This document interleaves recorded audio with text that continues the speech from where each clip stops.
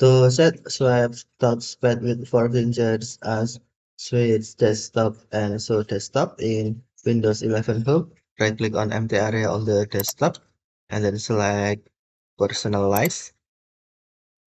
Next, click or tap Bluetooth and Devices and then scroll down the screen. Select Touchpad and then tap four finger gestures. On Swipes, tap drop-down menu. Click or tap drop-down menu and then select Switch Desktops and Show Desktop.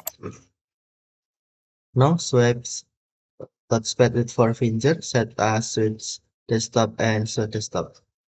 Swipe up to multitasking view.